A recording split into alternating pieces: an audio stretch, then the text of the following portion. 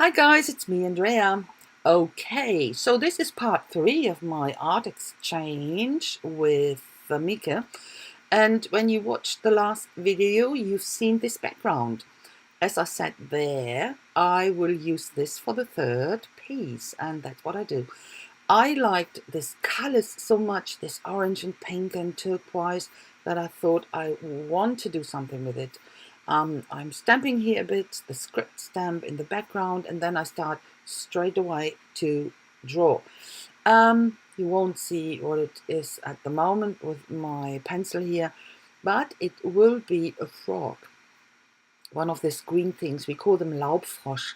Don't know what you call them. The simple things, these green simple things, very slick, very slim things, these common ones, I think. So, and it hasn't got a deeper meaning. It's just because with this color combination, I wanted to have something green because I like this combination with pink and green and orange. I love that. So that's what I thought. What I'm able to draw, and what's green? It's a frog. Okay, so it's a frog, Mieke. But I quite like them. They are funny little guys, aren't they? So it's not a masterpiece, but you can see it's a frog, and that's a good thing. I think when you can be when you are able to recognize what it should be. Okay, I go over it here with my Posca, and before I start with my colors, of course, I will put a coat of gesso on top because most greens I have are not very opaque. And that's why I put the gesso on, that I have a good coverage with the paint later. Didn't want to have the background shown through on the frog. So, and I use different green tones. Start here with this neon, and then using different darker ones and lighter ones, and so on and so on. Just, this paint as you go thing. I'm not thinking here, just put some paint on that. Something's going on this frog. The frog skin always looks a bit shiny, so it has, of course, different color tones, or it looks like it has different color tones through the shininess, through reflections, and so on.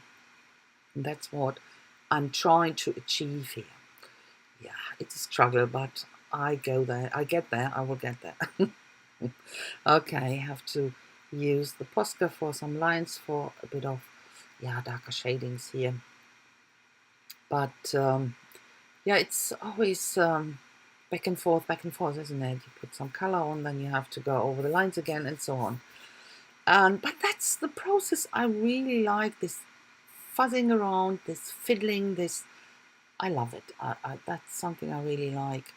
Bit of Posca here. It's too small to go in with a paintbrush with gesso, so that's why I use the Posca. Because the frog hasn't got wide eyes, doesn't he? He has some sort of red, orange, all sorts of colors, but never white. So I've never seen a frog with a wide eyeball. No. So I'm using orange here to pick up the orange in the background. And of course I will put a pupil in later with black, and I think I will, now. And the next, it's now only a bit of shading here and there, a bit of highlighting with my white Posca, and you have to go in with a bit of paint here to darken that up because that sticks out, so I wanted to have that a bit darker. And going on with fiddling, just fuzzing around there. To be honest, at some stage I will be happy about that, or I can live with it. Let's say it like this: at some stage I'm fine and I can live with it. I will stop, but at the moment not. I will shade, of course, here on the bottom. I use my Stabilo for that. That wasn't dark enough here, so the Stabilo, and then I blend that out with water to have a nice shade in here. but I will stamp there later anyway. So, but it's the process, you don't know where you go, you know. And that moment for me, it was the right thing to do.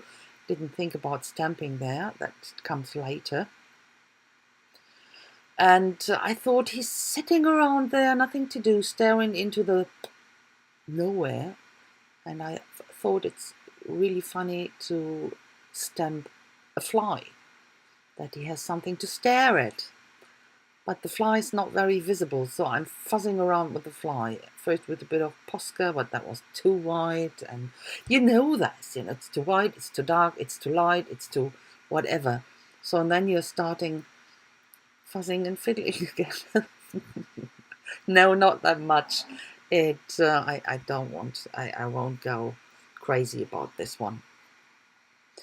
It's very much visible. So this is one of these wall stamps, and I thought it might be fun if this little guy sits on a wall.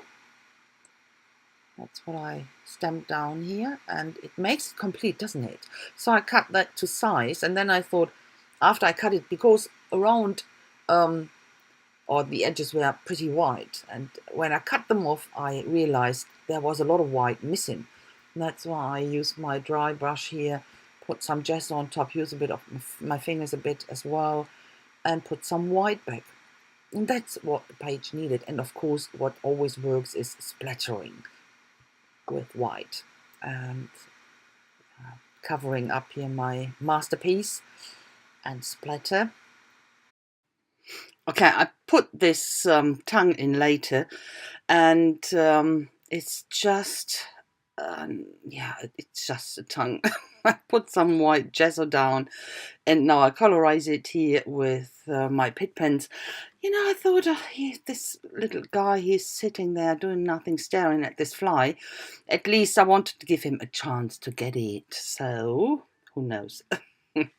And something was going on, so yeah, that's the last bit. Apart from the writing, it comes now, and this is a German saying. It's a nursery rhyme, actually. It says, "Auf der Mauer, auf der Lauer." Something sitting on the wall praying, you know. It's this little frog praying for that fly. And auf der Mauer, auf der Lauer, this nursery rhyme is not about a frog, but it doesn't matter. The first sentence is perfect, matches perfect, so that's why I used it. And going over it a few times that you can read it. It's not very nicely written, a bit more scribbly, but that finishes it off, I think. And I will show you yet now the close-up.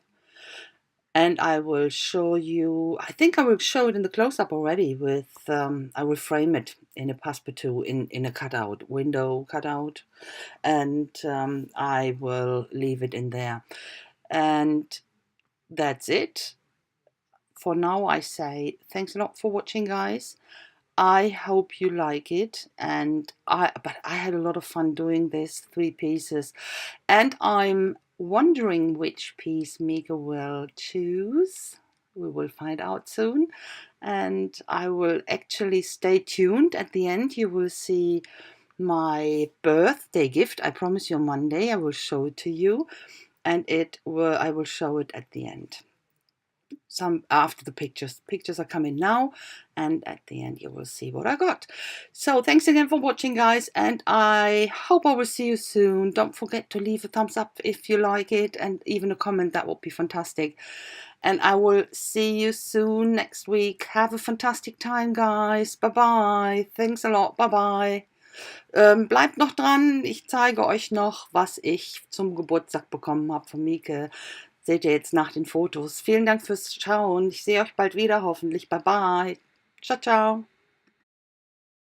So, I promised you to show you what I got from Mieke for my birthday, and that's it. That's this wonderful card with this funny guy here. Absolutely great.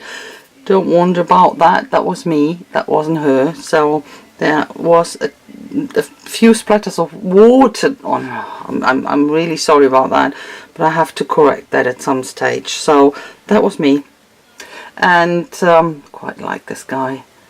And I got this gouache So never tried that stuff, because I was never sure about how to use it, and because gouache is it is sort of it's not permanent.